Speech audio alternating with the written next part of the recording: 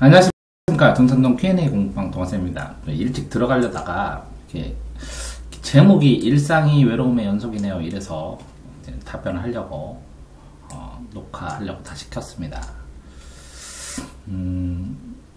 뭐 이렇게 똑같은 상황인데 새 학년 시작이고 1년 지났죠. 근데 먼저 놀자고 불러주는 친구도 없는 것처럼 이제 본인도 뭐 놀자고 다른 학생 부르지 않죠. 같은 취미를 가지기가 쉽지는 않습니다. 같은 취미가 생기면 공유해야 되는데 실제적으로 뭐 중학교 1학년인지 고등학교 1학년인지 모르겠지만 1학년만 나왔으니까 친구도 없다고 했는데 실제적으로 이제 친구 사귀기가 쉽지 않죠. 나중에 평생 친구라고 잡는다면 아는 친구는 많아도 저도 뭐 게임도 축구도 라노벨도 별로 흥미 없고 라이트 노벨이면 저는 이거 좋아합니다. 축구도 가끔 고 게임은 별로 안 하지만 어쨌든 유일하게 좋아하는 게 클래식 음악이니까 이거 좋아하는 거 하나 있으면 나중에 이제 클래식 음악 동호회나 이런 데 가면 좋고 그럴 것 같아요. 얘기해도 관심 가지는 친구가 한 명도 없으니까 클래식 음악이 쉽지는 않죠. 학생들이 공부하기에는.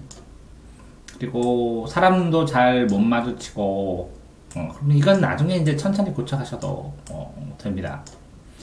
그러니까 공부를 집중하는 상황에서 선생님과 잘 얘기도 못하고 대인관계로 뭐 대화를 한다는 것도 나중에 연습을 통해서 이제 극복할 수 있고 뭐 스피치를 배운다거나 여러 가지나 그 다음에 이제 공부가 끝나게 되면 이렇게 대인관계나 어떤 걸 할 시간도 나중에 생기죠. 지금껏 아름다운 추억 하나도 없고 근데 이제 공부하는 거 따뜻한 데서 공부하는 거 이렇게 추억을 아주 막 화려하거나 이렇게 생각 안 하시면 이렇게까지 생각 안 하셔도 될 것 같아요. 그러니까 막 그 사고가 일어나고 그걸 해결하고 막 그 영화에나 존재하는 것이고 일상이 외로움의 원석이고 고독의 연속이죠. 공부를 하게 되면 일부러 일상을 단순화시키고 외롭게 만들고 고독하게 만든 다음에 연속적으로 지속적으로 공부를 하는 학생들도 많습니다. 그러니까 출발점이 여기서 잘못된 것, 얼마나 잘못됐는가요? 이렇게 물어보시니까 그러는데 뭐 잘못되어 보이지 않거든요. 일상적으로 학생들도 친구들 많아 보이는 학생들도 집에 돌아와서 외로움을 호소하는 경우도 있고 학원에 와서도 그리고 이렇게 존재의 가벼움, 존재를 이렇게 무겁게, 두텁게, 진솔하게 이렇게 나가는 것. 참 뭐 저의 경우에도 뭐 저의 경우랑 비교는 안 되겠지만 제가 이제 50인데요. 이제 1년이 시작되고, 새 학기가 시작되고, 이제 다 끝나서, 이렇게 공부하던 독학재수생들, 뭐, 고3들 다 이렇게 쭈루룩, 그냥 하나둘씩 끝나고 나니까 굉장히 허탈합니다, 지금. 일단 뭐, 이렇게 아이들을 아침에 10시부터, 뭐, 어떨 때는 9시부터 새벽 1시까지 이렇게 가르치거든요. 하루도 쉬는 날 없이. 그러다 보니까, 제가 누군가 먼저 놀자고 부를 수도 없고, 그러니까 그런 상황을 사정을 아니까 친구들도 저 부르지 않습니다. 그러니까 뭐 제 취미가 이렇게 뭐 책 읽고 토론하고 그러는데 그 어른이 돼서 50살 돼서 책 읽고 토론하려고 그러니까 그런 사람들 만나기도 쉽지도 않고 그래서 혼자 뭐 책 읽고 그럽니다. 뭐 축구 경기도 가끔 보고 뭐 혼자서 그러니까 아이들 가르치는 거 외에는 이제 취미 생활이라고 특별히 할 만한 게 없네요. 그전에는 만화방 가서 만화 하러 보는 게 쉬는 거였는데 그 만화방도 요즘은 다 없어졌어요. 유일하게 좋아하는 게 이제 클래식 음악이시라고 했는데 저는 이제 교육대 백과사전처럼 교육에 대한 글을 읽고 답변도 찾아보고 연구해보고 이렇게 생각해보고 해서 한 사람의 이름으로 쓰는 교육대 백과사전을 쓰는 게 소망입니다. 그럼 뭐 그거 제가 교육대 백과사전 쓰는데 오 대단하시네요 이렇게 하는데 뭐 특별히 관심 있는 사람도 없고 그 다음에 뭐 사람들 필요한 거 그냥 좀 보고 가고 그 다음에 뭐 하시고 싶으면 하셔야죠. 의지가 대단하시네요 이렇게 하고 끝나요. 뭐 저는 사람들 눈 많이 마주치는데 뭐 어른들 만나가지고 이렇게 보통 이렇게 자기 일상사들 얘기하고 그러잖아요. 근데 이제 저는 진지충이라 너무 진지해가지고 앞으로 발전할 만한 앞으로의 세상 진지한 고민들 이런 것들을 너무 좋아해서 그래서 잘 사람들과 대화하는 것도 실제적으로 이렇게 뭐 교육 상담이나 교육을 하라면 말 많이 하는데 그렇지 않을 때는 뭐 대화, 인생 경험도 적어요. 사회 경험도. 아이들 가르치는 거 외에는 별로 없으니까. 하지만 저는 이제 그 질문자와 다르게 지금까지 아름다운 추억 되게 많다고 생각해요. 어떤 아이를 가르칠 때의 모습, 얘가 이해를 못해갖고 내가 막 애절하게 설명할 때의 모습, 어떤 애가 막 환하게 웃으면서 잘했다고 하고, 할 수 있다고 생각하고, 그 다음에 뭐 이런 것들 전부 다 하나둘씩 하루하루가 소중한 추억이라고 생각하고, 이렇게 모으고 생각하고 있거든요.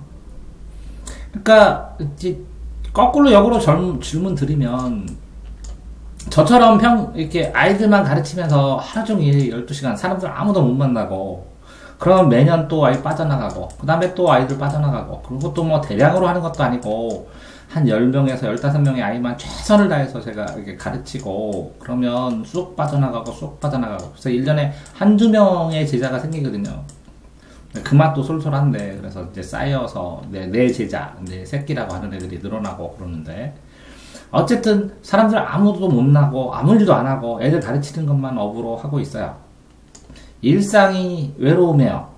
그런데 이제 제자들이 있으니까 더 외로운 건데, 만약에 이게 일이라고 치부를 해버린다면 정말 아무것도 안 하고 일상이 그냥 외롭게 계속 혼자서 진행해 나가는 거죠. 그런데 이걸 잘못했다고 생각은 되진 않아요. 뭐 이렇게 생각을 할 수가 있고, 또 다른 면으로 한번 접근해 볼게요. 만약에 그러면 쓴소리로, 그러니까 너가 잘못했으니까 고쳐봐라, 이렇게 한번 해볼게요. 자, 새 학년이 시작됐죠. 1년이나 지났네요. 근데 아직 먼저 놀자고 불러주는 친구가 없는 거는 내가 부른 만큼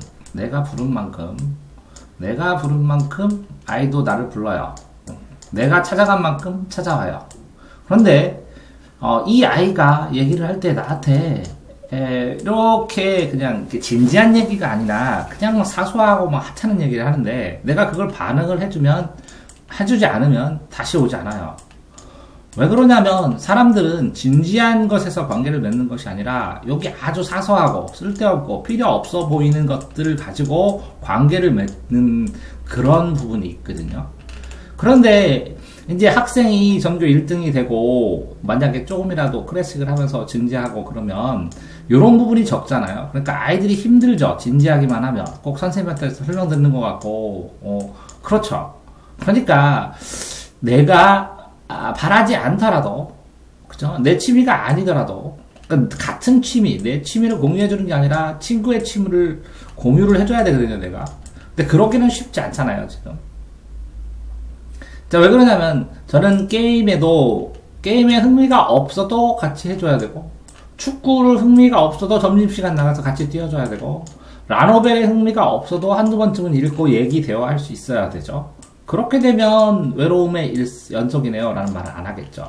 그렇지만 아마도 이런 것들이 비효율적이라고 생각을 하고, 본인이 생각하는 상태, 본인과 어울릴 수 있는 어떤 아이들이 있으면 다음번에 그 아이들과 어울리겠다 이런 생각을 하신다면 쉽지 않겠죠. 그러니까 유일하게 좋아하는 클래식 음악으로 충분히 학창시절에 외로움을 뭐 견뎌낼 수 있다면, 공부하는 사람들 다 외롭다는 거죠. 성공하기에는 뭐 동굴 속에서 곰이 혼자서, 아니면 호랑이가 혼자서 마늘하고 쑥을 먹든 뭐를 하든 하고 이렇게 동굴 속에서 수련하는 기간이 있어야 된다는 거죠. 그러니까 클래식을 얘기를 하던 어떤 얘기를 하던 관심을 가지는 친구를 깊이 있는 친구를 갖는다는 것은 10년 이상 그 사람과 어울리고 그러면서 듣기 싫어도 들어주고, 하기 싫어도 해주고, 실수를 해도 용서해주고, 같이 어울리고 주고 하는 친구가 생기는 거죠. 어쨌든 그런 상황에서 뭔가 잘못됐다고 생각하고, 그 다음에 자기 중심으로 해나가는 상황에서 이렇게 침해되기 싫으니까 이렇게 눈을 못 맞추는 거고, 근데 전교 1등인데, 그러니까 그런 상황에서 프라이드로 버텨내는 게 이제 이 전교 1등이라는 이 생각 때문이니까 이게 지켜나가시기 바랍니다.